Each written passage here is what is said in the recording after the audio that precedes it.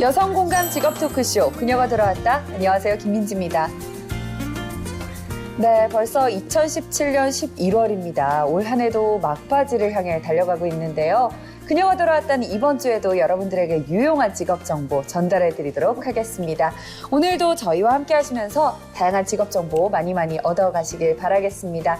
먼저 함께 해주실 분들 오늘도 소개해드리겠습니다. 직업 전문가 조재한 박사님 모셨습니다. 안녕하세요. 예, 안녕하세요. 직업 전문가 조재한입니다. 이제 한 해를 마무리하시고 이제 남은 1년이라는 시간을 되새겨볼 시간이 다가온 것 같습니다. 하지만 아직 우리에게는 11월과 12개월, 2개월이 남아 있습니다. 그렇죠. 네. 이 남은 긴 시간 동안 그녀가 돌아왔다와 함께 해주시기 바랍니다.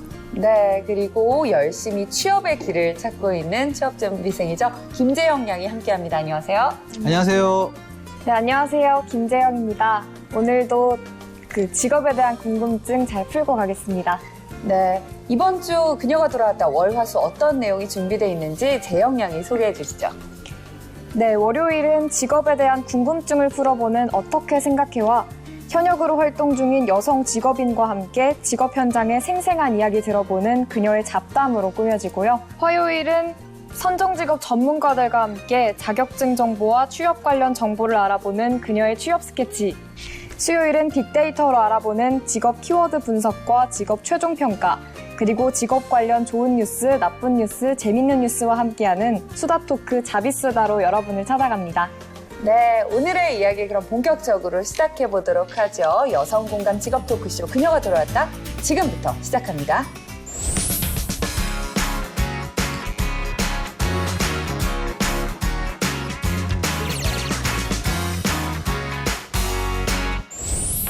네, 오늘의 주인공을 모시고 본격적으로 이야기 나눠보기 전에요. 잠시 저희끼리 컴퓨터 그리고 소프트웨어라는 주제로 이야기를 나눠볼까 하는데요. 생각해보면요. 과거에 비해서 정말 많은 것들이 빠른 속도로 변하고 있습니다. 예. 컴퓨터나 휴대전화 발달 보면 그 속도가 정말 실감이 나는 것 같아요. 그럼요. 내년부터 이 소프트웨어 교육을 학교 정규 교육으로 편성을 해서 배운다고 하는데요. 재영 양 같은 경우에는 만약에 취업을 위해서 필요하다고 하면 이 소프트웨어 교육을 받을 생각이 있나요? 취업에 꼭 필수적이라면 받아야겠지만 저는 정말 자신이 없습니다. 제가 초등학교 때도 되게 간단한 이런 프로그램, 한글 이런 거 하는데도 수업을 잘 못 따라갔었어요. 이게 어디 안 갈 것 같다고 생각을 하거든요. 예. 그래서 정말 자신이 없어요. 예. 아무래도 재영 양처럼 이 소프트웨어 교육도 그렇고 뭐 기계에 대해서 참 잘 모르는 경우가 많을 것 같은데요. 20대 구직자의 경우에 취업을 위해서 이 소프트웨어 교육 좀 필요할 것 같다는 생각도 들거든요. 어떤가요, 박사님? 저는 취업만이 아니라 좀 반드시 필요하다라고 생각을 하고요. 특히 또 여성분들의 이제 우먼 파워가 이제 또 커지는 네. 시점에서는 또 더 필요하다라고 저는 생각할 것 같아요. 네. 왜 그러냐면 지금 대학교에서도 수업하다 보면 수학이 싫고 뭐 과학이 싫어가지고 인문과학을 갔는데 지금 다시 그렇죠. 돌아오고 IT와의 있죠. 이제 기술 간에 융합을 해라. 그러니까 싫어하는 사람한테 굳이 그거를 또 가르친다고 해서 그 될 것이냐 보다는 애초부터 흥미를 잃고 왔기 때문에 그 친구들은 이제 관심 있는 사람들은 가야 되지만 네. 아니라면 반드시 문제를 파악하고 스스로 문제를 해결할 수 있는 네. 이러한 사고 능력, 그 다음에 그거를 가지고 서로 이야기를 해서 풀어낼 수 있는 커뮤니케이션 능력.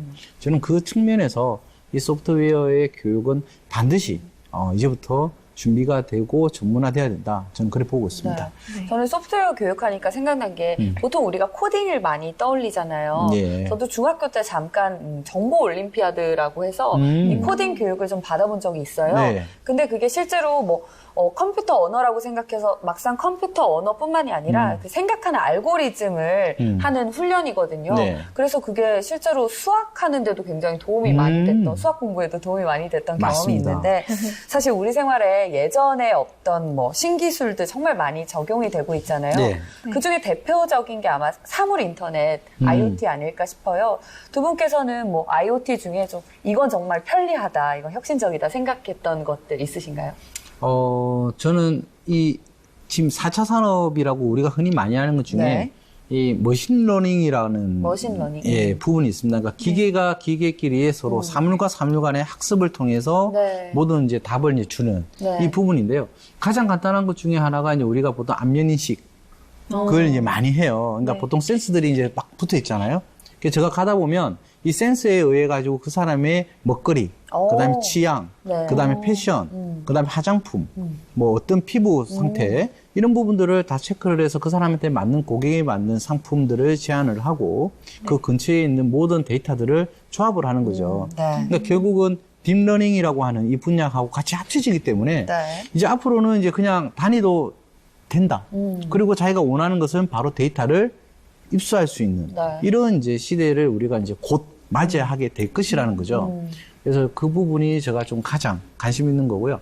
그럼 추가적으로 제가 예전에 보게 되면 이 자동차나 이제 자동차 기술에 모든 게 다 들어가잖아요. 네.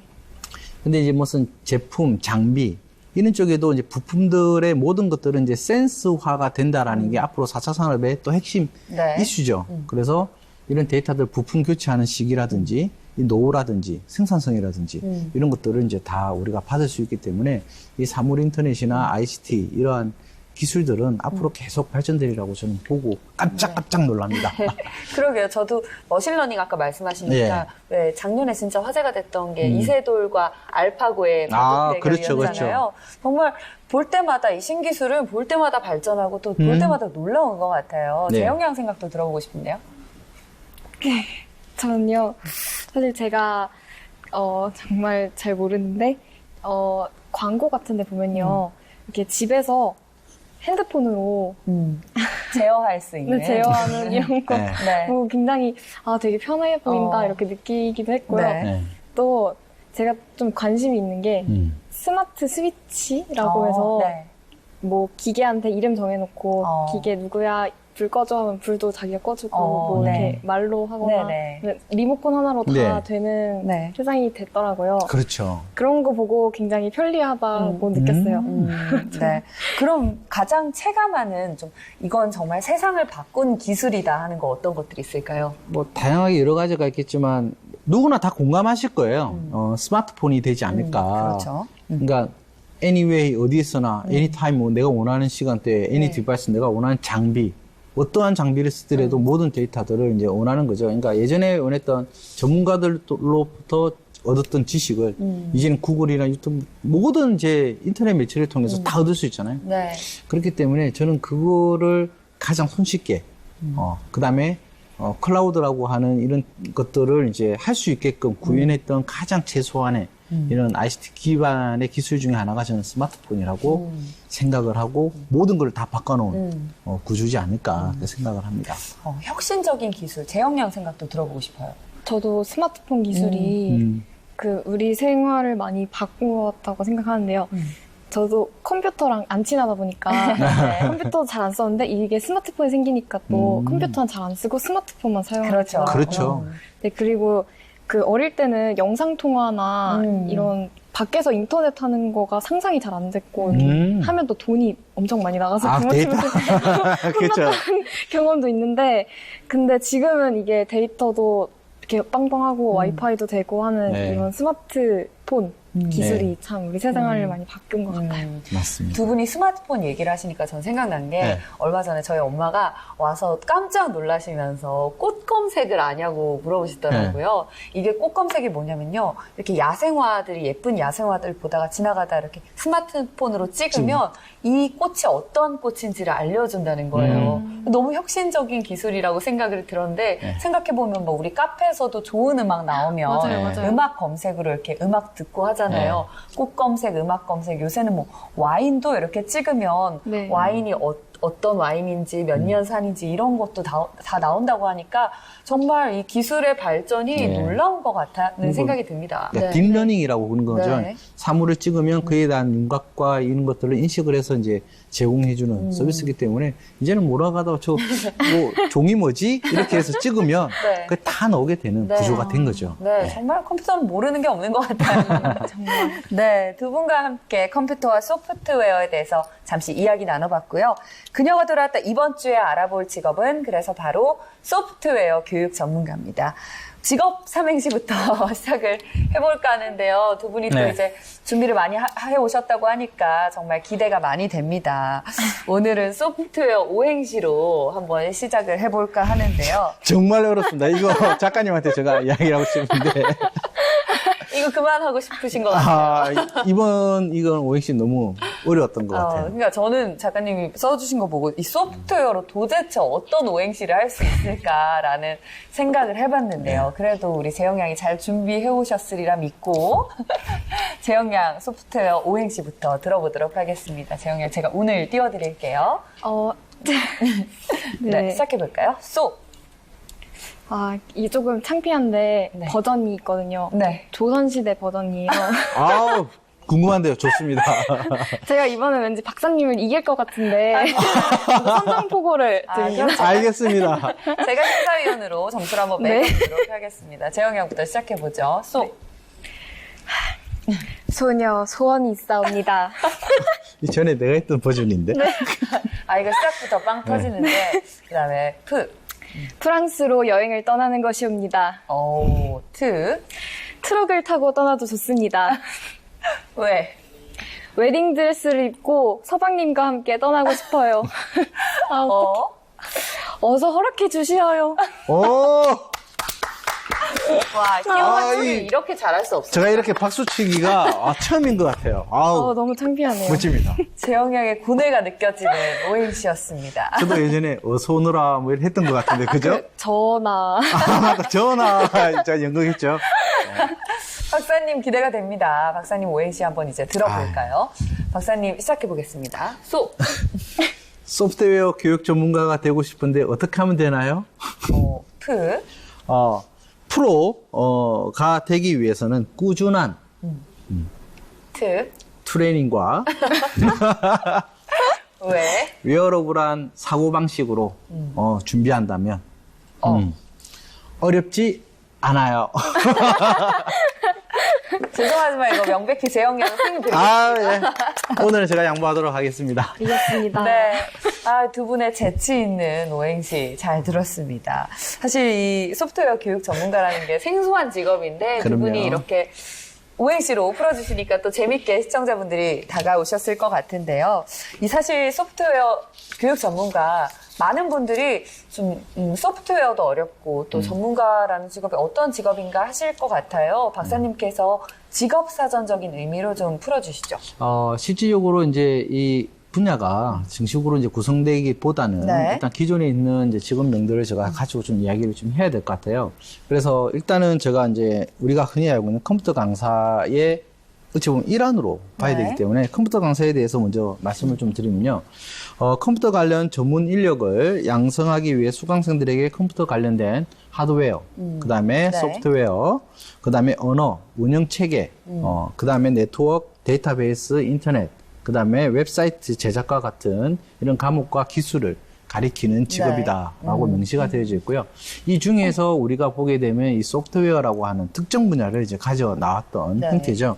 그래서 소프트웨어 교육 전문가라고 한다면 이 중에서 가장 기초가 되는 개발 언어, 그 다음에 컴퓨팅을 통한 네. 이러한 언어를 해결할 수 있는 수준에 맞게 가르치고 그 다음에 교육을 시키는 전문가를 우리는 소프트웨어 교육 전문가다. 라고 이야기할 수 있을 것 같습니다. 네, 이렇게 해서요. 소프트웨어 교육 전문가에 대한 직업사전적인 의미까지 살펴봤습니다. 이번에는 조 박사님이 준비하신 코너죠? 예, 지금 장안의 화제입니다. 네, 같이 해볼까요? 네. 네. 조지안의 어떻게 생각해? 예, 부분입니다. 제가 이제 재영 양에게 이 소프트웨어 교육 전문가에 대한 질문 7가지를 좀 드리게 되면요. 그에 대해서 시청자 입장 또 본인이 평소에 갖고 있던 생각을 이야기를 해주시면 되고요. 이후에 오늘의 주인공이 직접 나와서 AS 하는 시간을 가지도록 하겠습니다. 네, 재영 양은요. 질문을 듣고 OX 팻말과 함께 답변을 해주시면 됩니다. 그럼 첫 번째 질문부터 시작해볼까요, 조 박사님? 네, 시작해 보도록 하겠습니다. 자, 소프트웨어 교육 전문가 하면 딱 떠오르는 연상 키워드 3개 이야기해 주시기 바랍니다. 저는 컴퓨터, 공대, 이진법 이렇게 3가지 떠올려봤습니다. 컴퓨터, 공대, 이진법. 이유도 들어볼까요? 아니, 네, 소프트웨어 전문가시니까 컴퓨터를 가지고 교육을 하시잖아요. 그래서 컴퓨터가 떠올랐고요. 공대는 또 이공계열 공부를 하셔야지 하실 것 같아서 공대가 떠올랐고요. 이진법은 컴퓨터가 사용하는 수니까. 굉장히 단순한 이유네요. 그러니까요. 저는 01, 01, 01 이렇게 이야기할 줄 알았는데. 어쨌든, 기막힌 답변인 것 같아요. 네. 자, 두 번째 가보겠습니다. 초, 중, 고 등학교에서 소프트웨어 수업이 가장 긴 곳은 어딜까요? 주관식입니다. 네, 저는 초등학교일 것 같아요. 제가 어렸을 때도 느꼈는데 이게 학년이 높아지면 높아질수록 약간 진학을 위한 공부뿐이지 잘 이렇게 다른 방향에 대한 네. 공부는 잘 없더라고요, 시간이. 그래서 초등학교 때 또 많은 걸 알고 또 배우고 이렇게 해서 자기가 이걸 원하면은 더 그쪽으로 나갈 수도 있는 그런 가능성이 있잖아요. 네. 그래서 저는 초등학교 학생들이 더 이런 수업이 더 필요할 것 같고 또 수업이 길 것 같아요. 그렇군요. 자, 그러면 세 번째 질문입니다. 네.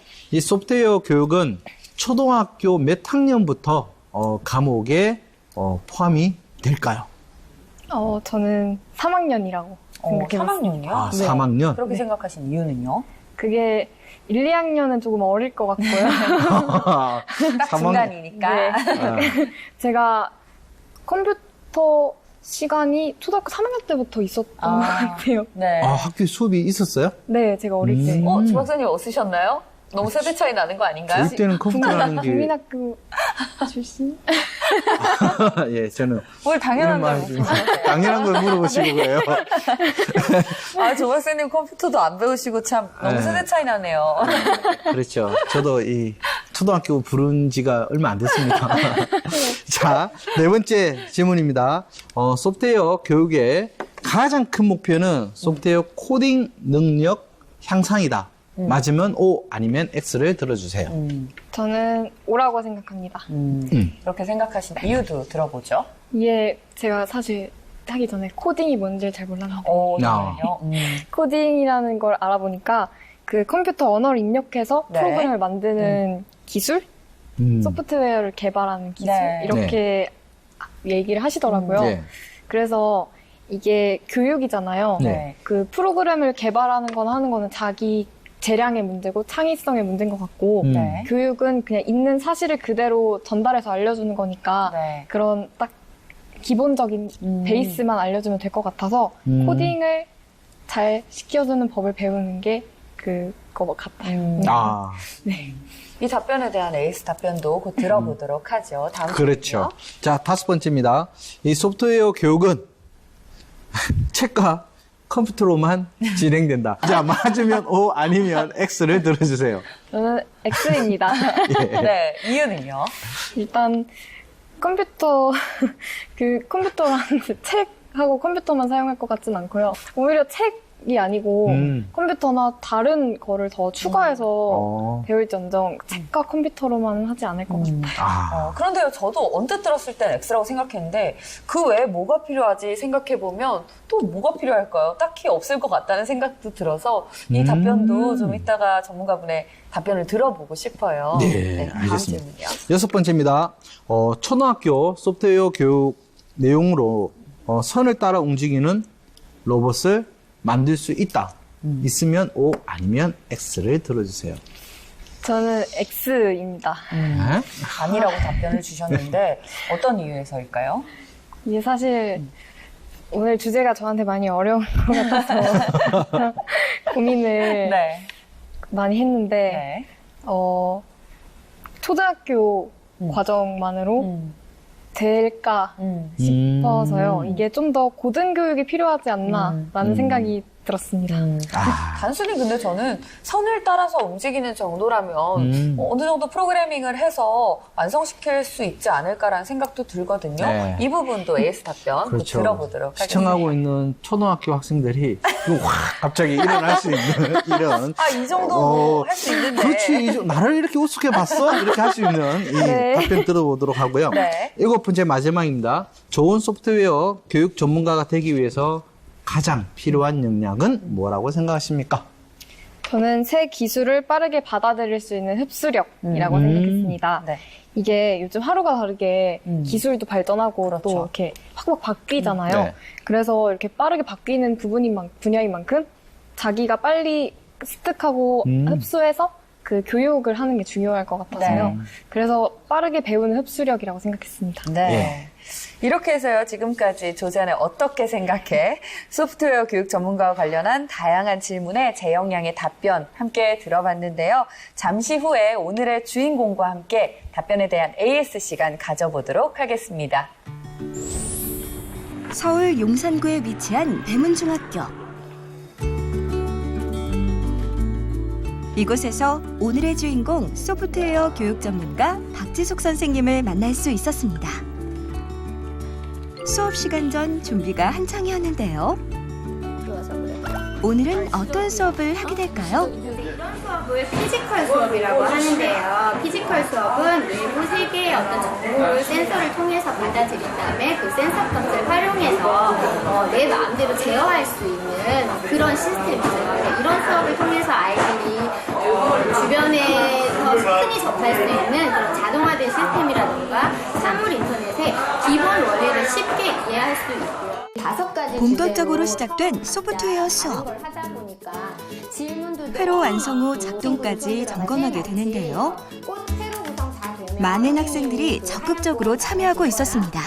요즘 코딩이 유행하고 있고 곧 있으면 곧 필수 과목으로 바뀐다 해서 배우고 있습니다.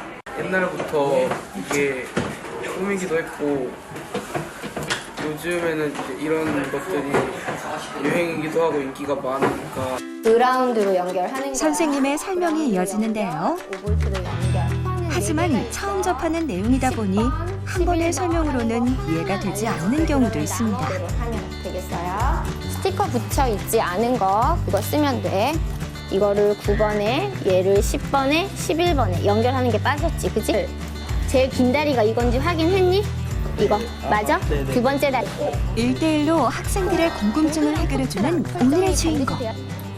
이게 불이 나는 거야. 학생들이 우리 어떤 걸 궁금해할까요? 학생이지? 이런 거야. 센서에 대한 궁금증이 굉장히 많아요. 그래서 좀 더 다양한 센서를 가지고 사물 인터넷을 이해할 수 있는 그런 프로젝트들을 좀 많이 접해보고자 하는 그런 의미가 있습니다. 5V로 전류를 그동안 배워온 이론을 실제 상황에 적용하는 수업. 학생들은 쉽지 않지만 모르는 것은 물어가며 열심히 피지컬 컴퓨팅 수업에 참여 중입니다. 그치? 가로 중에 세로 중에는 아무거나 상관 박지숙 소프트웨어 교육 전문가도 이런 학생들의 호기심을 풀어주기 위해 열심히 알려주고 있는데요.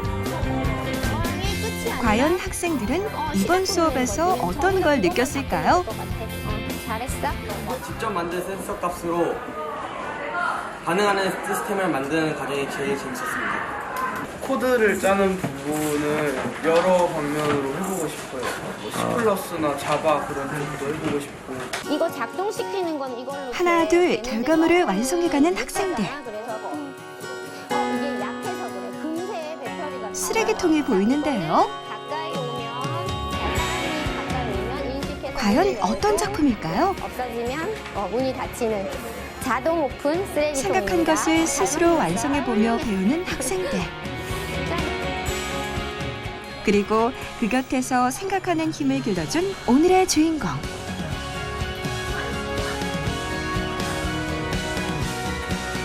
잠시 후 스튜디오에서 보다 더 자세한 이야기 들어봅니다.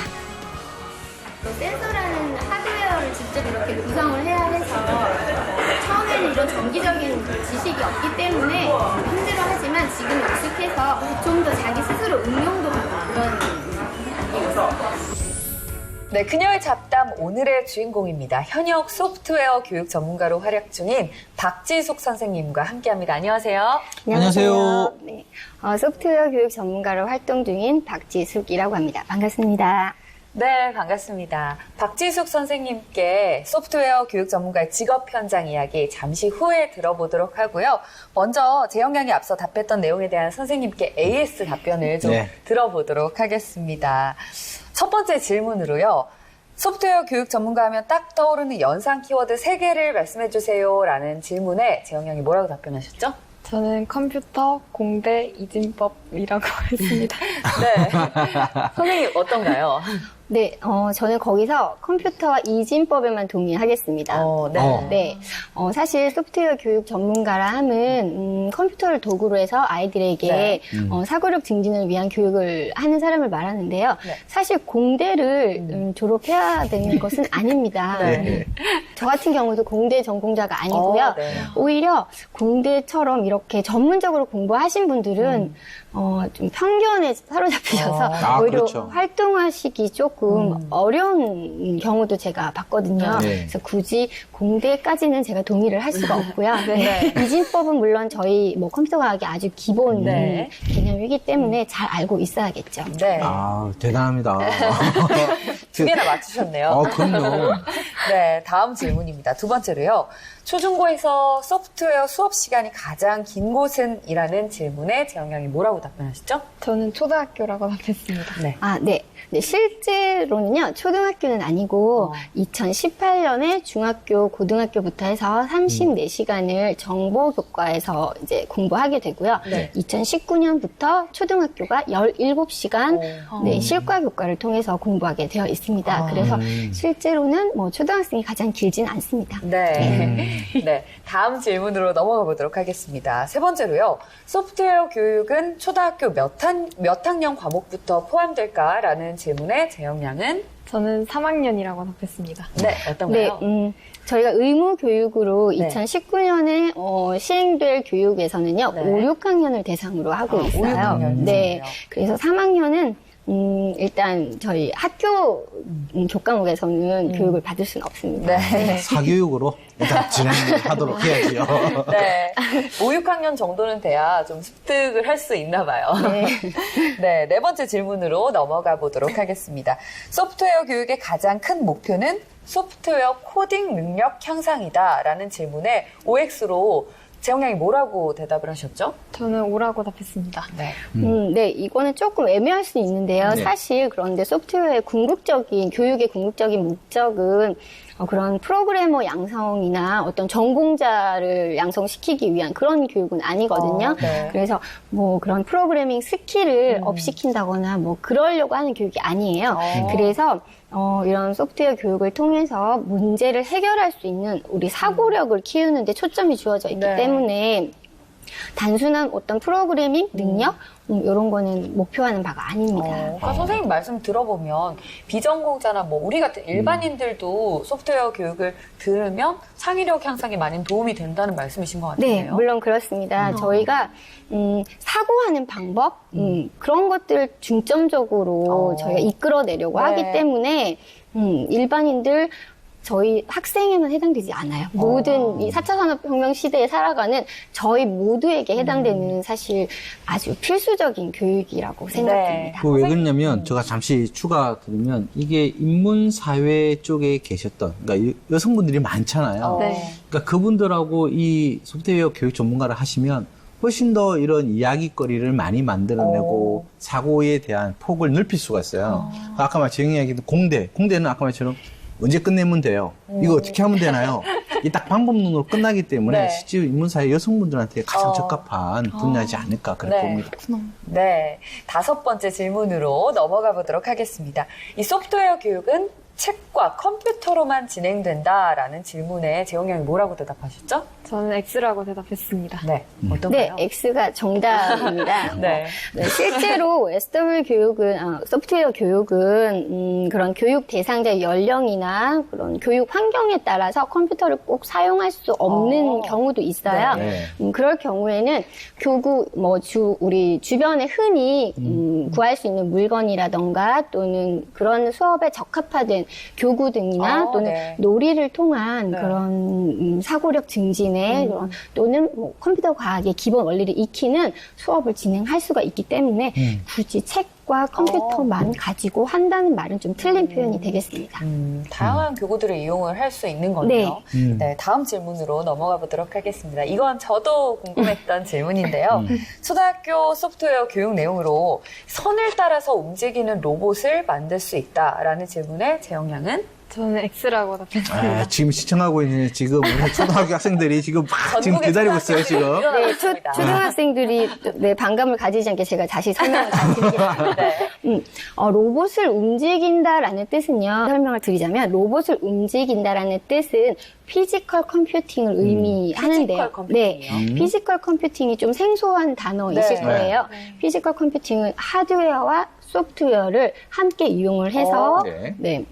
거기 그 아날로그 세상을 어떤 신호를 감지를 해서 그 하드웨어가 반응을 하게 하는 시스템을 만드는 작업을 말해요. 조금 쉽게 설명을 드리자면 컴퓨터로 제어한 어떤 하드웨어, 뭐 여기서 얘를 로봇이라고 한다면 네. 로봇이 내가 컴퓨터로 제어한 대로 움직이고 반응하게 하는 그런 일련의 과정들을 피지컬 컴퓨팅이라 하는데 2019년에 시행될 초등학교 소프트웨어 교육의 교과 과정에는 17시간 안에는 그런 피지컬 컴퓨팅이 들어있지 않아요. 네. 하지만 제가 여러 교육 현장을 다녀보면 굉장히 똑똑한 친구들이 많아요. 관심 있는 친구들도 많고 그런 친구들은 스스로 조금만 찾아서 공부를 한다면 얼마든지 그리고 그 라인을 따라 움직이는 로봇은 사실 라인을 따라 로봇이 움직이는 원리를 이해하는 거는 초등학생들도 얼마든지 가능하거든요. 굉장히 간단한 원리이기 때문에 이해하기는 쉬워요. 그런데 그거를 다 배워서 하드웨어까지 소프트웨어부터 하드웨어까지 다 구성해서 자기가 만들어내기는 사실 조금 힘들기 때문에 여러 교구의 도움을 받고 또는 뭐 조금 더 공부를 한다면 똑똑한 친구들은 충분히 가능합니다. 네. 능력 있고 우수한 초등학생들은 가능하다는 선생님의 답변이었습니다. 네, 마지막 질문으로 넘어가 보도록 하죠. 좋은 소프트웨어 교육 전문가가 되기 위해서 가장 필요한 역량을 꼽아주세요라는 질문에 재영 양이 뭐라고 대답하셨죠?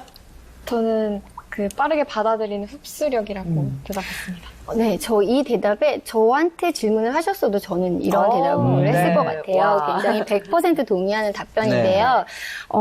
이런 저희 소프트웨어 교육 전문가들은 이렇게 변하는 시대를 잘 이해하고 있어야 돼요. 그래서 또 변하고 있는 이런 시대에 어떤 기술이, 교육에 관련된 기술이 나오면 그거를 제대로 숙지를 해서 어떻게 교육에 접목시킬지를 잘 파악하고 적용할 수 있는 그런 능력이 반드시 필요하거든요. 그래서 재영 양의 답변이 아주 훌륭한 답변이라고 생각합니다. 아우, 멋졌습니다. 네, 멋졌습니다. 오늘도 거의 많이 맞춘 우리 재영 양에게 그렇죠. 칭찬을. 반바닥 동무한 것 같아요. 아니에요. 제가 보니까 거의 다 맞췄다고 봐요.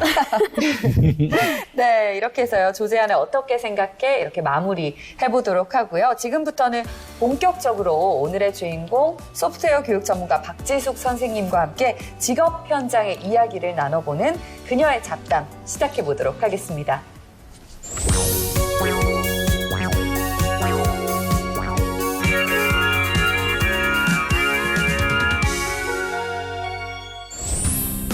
네, 이 소프트웨어 교육이 정규 교과 과정에도 편성이 되면서 이제 학교에서도 이 교육을 받을 수가 있잖아요. 아이들에게 이 소프트웨어 교육이 필요한 이유, 선생님께서는 뭐라고 생각하시는지 들어보고 싶어요.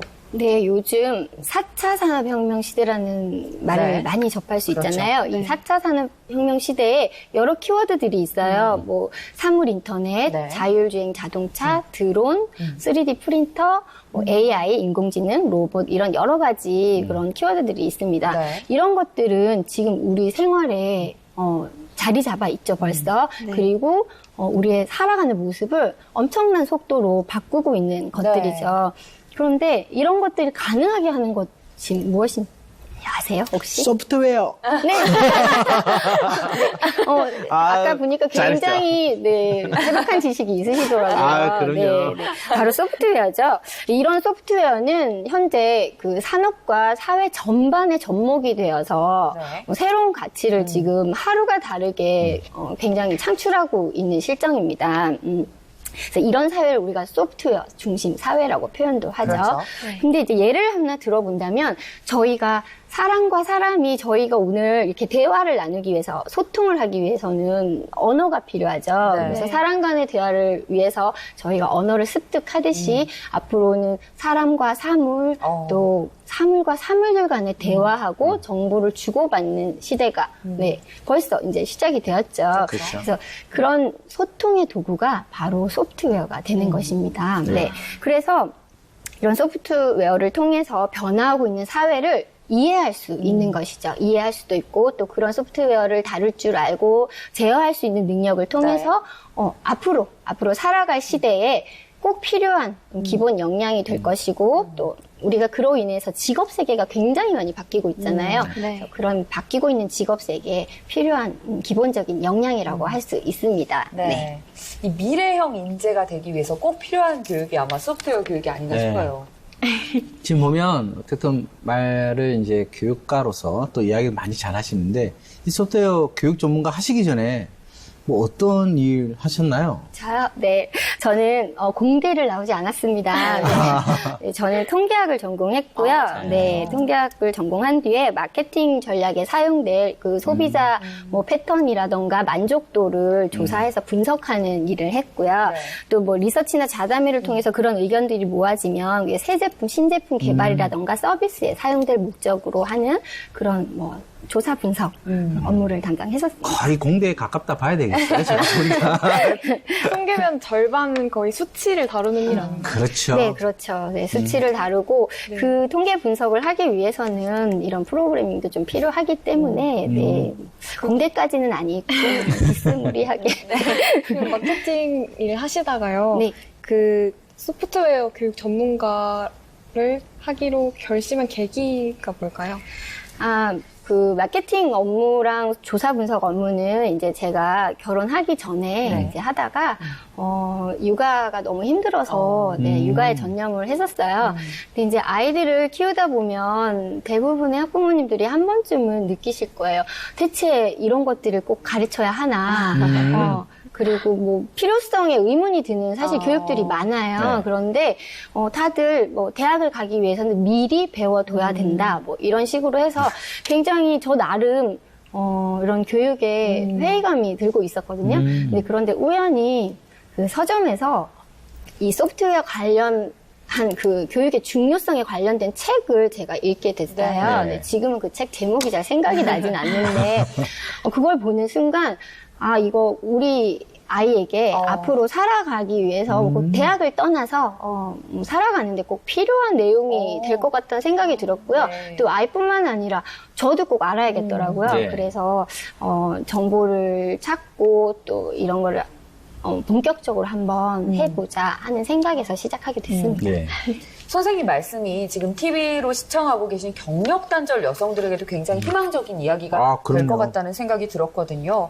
그럼 선생님께서는 전에 하셨던 일이 이 소프트웨어 교육 전문가 업무에 좀 도움이 되시는지도 궁금해요. 네, 무척 도움이 많이 되고 있습니다. 그 자료 분석이라는 영역은요, 이제 자료를 모아서 우리가 알고리즘을 분석을 하기 위해서는 알고리즘을 설계를 해서 프로그래밍을 해서 유의미한 값을 도출하는 과정을 이제 이렇게 지나야 되는데요.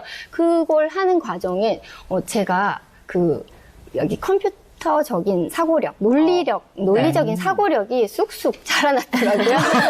네. 그래서 제가 이 일을 하면서 여기에 관련된 지식을 습득한다거나 뭐 아이들과 대화를 나누면서 서로 피드백을 할 경우에 굉장히 그런 사고가 도움이 많이 됐었어요. 네. 그렇다면 일단 직접 지금 하고 계시면서 이 소프트웨어 교육 전문가라 우리가 알고 있잖아요. 네. 좀 생소할 것 같은데 이 직업적 매력 뭐라고 생각하십니까? 이거는 제가 아까 어떤 회의감이 들어서 뭐 그런 고민을 하는 시기가 있었다고 말씀드렸잖아요. 그래서 저는 일단 이 교육은 이 시대에 꼭 필요한 교육이다라는 제가 그 교육을 하고 있다라는 그런 자부심이 있어요. 그래서 그런 자부심은 제가 더 열심히 할 수 있고 그렇게 활동할 수 있는 좀 원동력이 되는 것 정말 그럴 것 같아요. 운동력. 네. 그러면 그 소프트웨어 전문가 하실 때 그 직업 현장에서 실제로 어떤 일을 하시는지 소개해 주시겠어요? 네, 뭐 아이들을 가르치는 직업이다 보니까 주로 뭐 업무의 대부분은 아이들과 수업을 하는 게 될 것이고요. 그런데 이제 수업 전후에 여러 가지 체크해야 되는 상황들이 좀 있어요. 언플러그드라는 수업 아까 언뜻 말씀드렸지만 네. 컴퓨터 없이도 진행될 수 있는 그런 수업의 경우에는 교육 내용에 맞는 교구라던가 뭐 이런 활동지 같은 것들을 미리 다 준비를 잘 하셔야 되고요. 네. 또 프로그래밍 수업은 컴퓨터를 가지고 이제 프로그램을 짜는 수업인데요. 이런 경우에도 그 학교의 그 컴퓨터의 환경, 상태나 뭐 이런 그런 것들을 좀 잘 체크를 네. 하셔야 됩니다. 그리고 피지컬 수업이라고 교구를 이용하고 우리가 컴퓨터 속에서 구현한 어떤 것들을 현실 세계로 네. 하드웨어적으로 나타내는 구현해보는 그런 수업인 경우에는요, 센서나 보드나 이런 것들의 상태, 수량 이런 것들을 꼼꼼히 확인하셔서 수업에 차질이 생기지 네. 않도록 하시는 게 주요 업무입니다. 네. 저희가 또 그녀의 잡담에서 이 질문을 빼놓으면 아쉬울 것 같은데요. 네. 혹시 선생님도 첫 출근 기억나시나요? 네, 첫 출근은 소프트웨어 선도학교였고요. 중학생이었습니다. 네. 보통 저희가 수업을 갈 때 20명, 30명 정도 되면 보조 선생님과 같이 이렇게 네. 출강을 가는데요. 네. 거기서는 이제 그런 교육의 경험이 있는 학생들이라고 해서 또 용감하게 또 혼자 출강을 갔었어요. 아, 그게 학생들인데. 네, 좀 잘 알고 있다 생각을 하고 수업하기 수월할 거라 생각을 네. 하고 용감하게 갔었는데 첫 수업에 대한 기대와 이런 저 나름의 어떤 책임감 뭐 또는 잘해보고자 하는 의욕으로 네.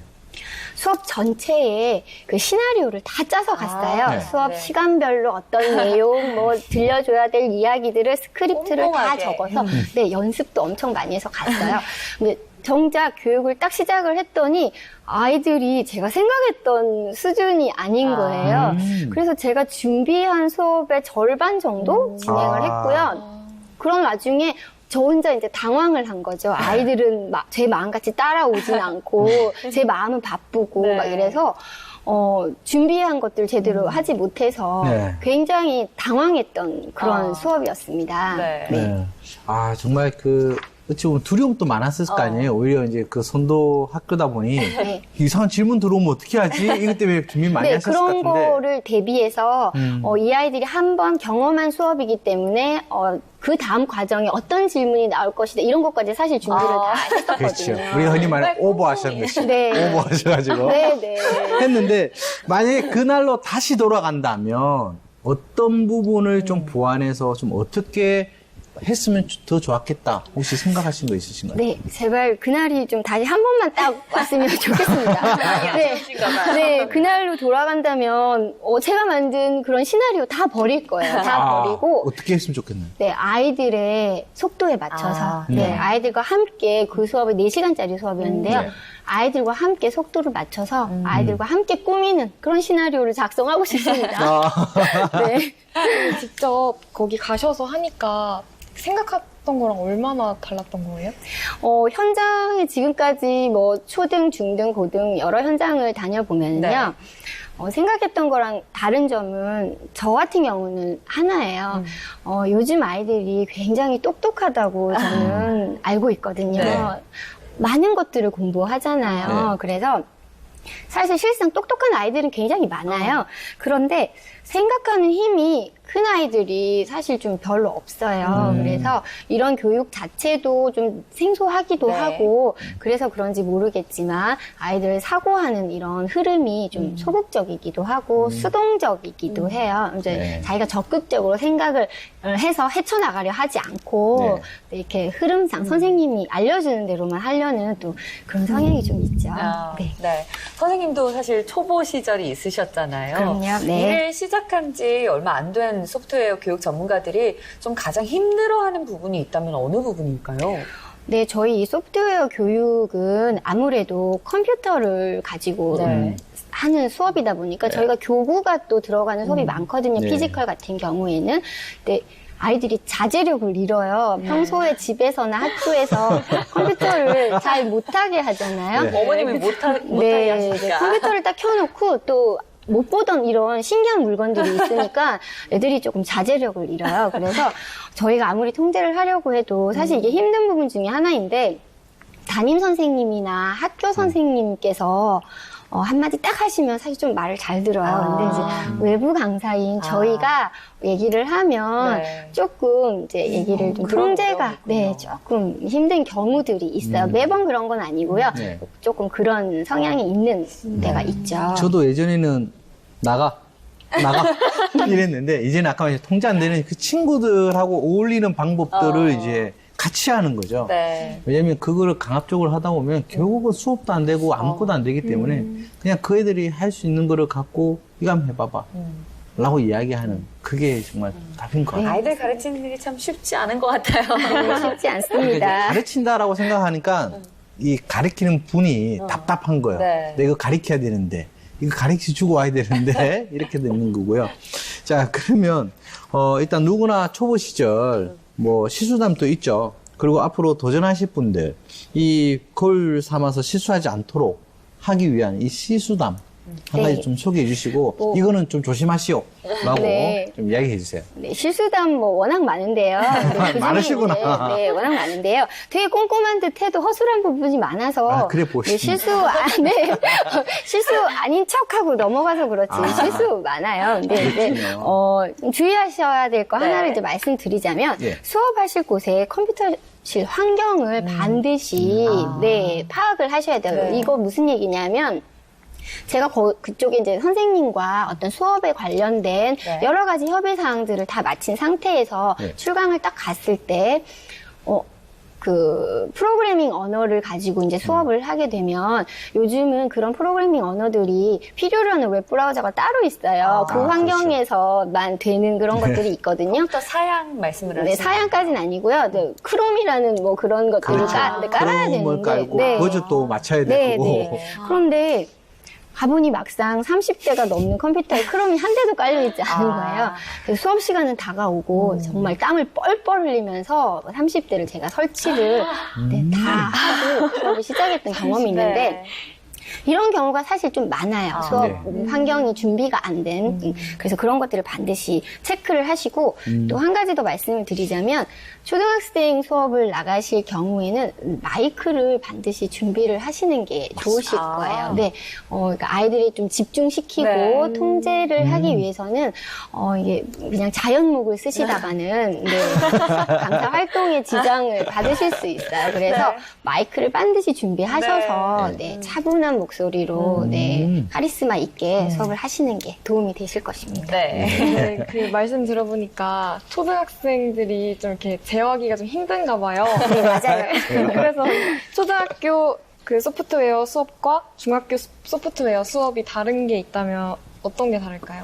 네, 그 소프트웨어 교육 목표가 초등과 중등이 좀 차이가 있어서 네. 접근 방법이나 뭐 수업 내용의 차이가 있는 것들은 뭐 그렇다 치고 다들 좀 잘 아실 거예요. 그런데 현장 상황에 대해서만 제가 조금 말씀을 드리자면 초등학생들 경우에는 무엇을 가르쳐 주던 굉장히 호기심과 관심이 많아요.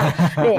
그리고 재밌어하고 사소한 것에서도 리액션이 굉장히 커요. 그래서 그런 리액션조차도 사실 약간 소음이 돼서 굉장히 시끌벅적하면서 활기차게 네. 수업을 하게 되죠. 근데 중학교 같은 경우에는 그 성장 발달의 특징, 과정의 특징도 좀 있고요. 가장 무서운 네. 친구들이 그렇죠. 중학교 2학년. 네, 그래서 선생님한테도 무관심, 수업 내용에도 네. 무관심, 그냥 방해도 하지 않고 수업도 하지 않는 네, 그런 친구들도 간혹 있어요. 근데 전체적으로 좀 초등에 비해서는 그런 분위기가 조금 있는 것 같아요. 네. 그렇다면요, 선생님께서 그동안의 경험으로 비춰봤을 때 이 소프트웨어 교육 전문가 좀 업무를 잘 해낼 수 있는 나만의 업무 포인트 한 3가지 정도 꼽아주시면 좋을 것 같아요. 네, 첫째는 저는 무조건 자신감 갖기입니다. 자신감. 네, 저 같은 경우에는 교육 대상자가 굉장히 넓어요. 이제 네. 초등도 있고, 이제 네. 일반인 대상, 강사를 원하시는 분을 대상으로 해서 강사 양성 과정에서도 일을 하고 있는데요. 예상치 못한 돌발 상황이나 질문들이 있을 수 있어요. 근데 처음에는 그런 것들이 좀 긴장돼서 그 자리에서 바로 해결해 드리지 못한다거나 네. 그런 경우가 있었는데요. 지나고 잘 생각해보면 그게 해결하지 못할 문제가 아니라 제가 좀 긴장했던 탓에 그랬던 것들이 있더라고요. 그래서 항상 자신감을 잃지 말고 최선을 다하면 해결하지 못할 문제는 없는 것 같더라고요. 그래서 네.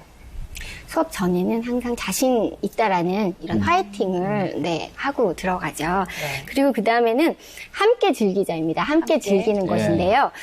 이게 단순한 지식을 전달하는 수업은 아닙니다. 네. 그래서 아이들과 함께 아이들의 생각을 듣고 피드백을 서로 해주면서 문제를 해결해 나가는 과정을 같이 즐겨야지만 예. 아이들도 저도 굉장히 그 수업이 즐겁고 재밌고 기억에 남는 수업이 되더라고요. 네. 그래서 함께 즐기는 것을 목표로 하고 있어요.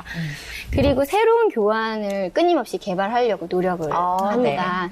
왜냐하면 이렇게 관심과 흥미를 떨어뜨리지 않게 하기 그쵸. 위해서 어떤 전문 인력을 양성하는 수업이 아니거든요. 네. 근데 자칫 잘못하다가는 아이들이 거부감을 가지게 되면 안 되니까 네. 쉽고 재밌게 접근하도록 하기 위해서 어떤 아이템이 있을까 또는 어떤 접근 방법이 좋을까 어떤 내용이 적합할까 등으로 해서 항상 공부하는 자세로 열심히 하고 있습니다. 네.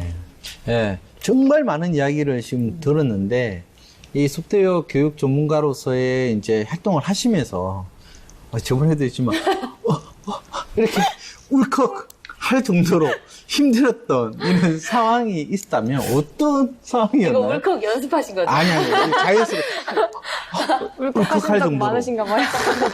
어떤 저는 울컥이 아니라 진짜 울었어요. 왜냐면 올 1월이었던 것 같은데요. 저 수업 현장이 수원이었어요. 그리고 저희 집은 이제 여기 공덕역 부근인데 아침에 폭설이 내려가지고 이제 차량 운행이 힘든 거예요. 그래서 이제 9시 수업이었는데 시간 맞춰 가기 위해서 기차를 타야겠다 생각을 하고 이제 6시에 출발을 했어요. 근데 차량이 뭐 동네에도 아무것도 다니질 않으니까 걸어서 가까운 역으로 가서 30분을 걸어서 가까운 역으로 갔어요. 가서 기차 타고 지하철 갈아타고 다시 택시를 타야 되는데 택시가 도저히 잡히지 않는 거예요. 근데 너무 춥고 힘들어서 짐도 많았거든요. 교구 다 들고 교구도 있었고요. 저희 노트북도 있고 뭐 이렇게 하다 보니까 너무 힘들어서 진짜 눈물이 그냥 절로 나더라고요. 그래서 늦을까봐 어쩔 수 없이 또 걸어서 한 20분 넘게 걸어서 학교에 도착을 했어요. 네. 다행히 수업 시간 전에는 도착을 했는데 다행이네요. 네. 그 추운 겨울날 저 혼자 땀을 뻘뻘 흘리고 있더라고요.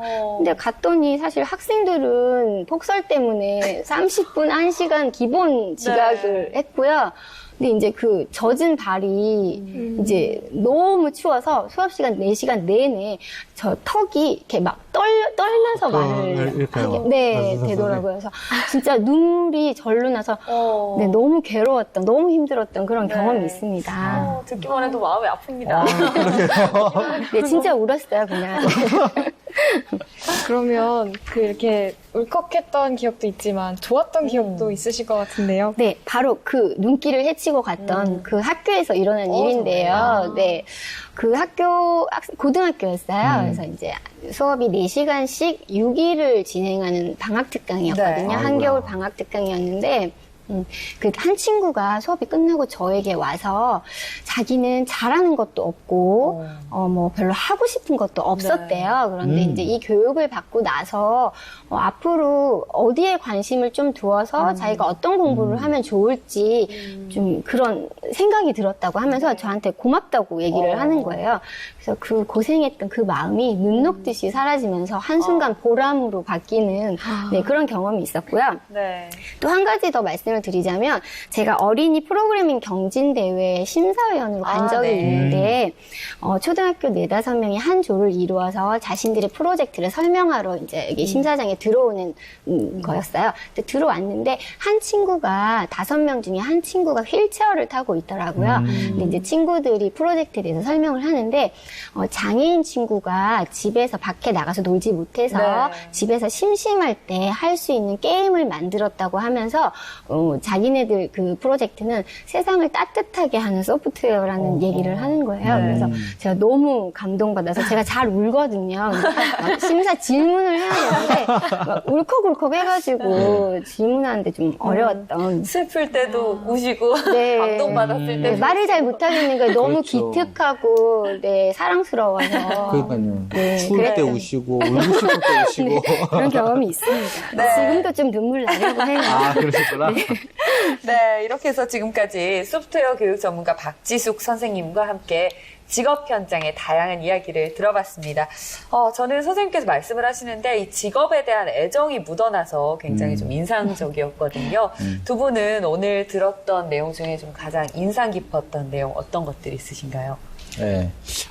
저는 조금 전에 이야기했던 이러한 이제 소프트웨어 교육이 실제로 이제 따뜻한 네. 사람과 사람을 연결해주는 이런 부분이다. 아까 뭐 피지컬 컴퓨팅이라고 또 이야기를 하지만 뭐 소프트웨어 언어와 하드웨어를 서로 연결시켜서 움직이게 해주는 이런 부분이라면 네. 결국은 이거 역시도 사람과 사람이 서로 그거를 보고 느낄 수 있게끔 같이 하는데 이 교육이 의미가 있지 않을까.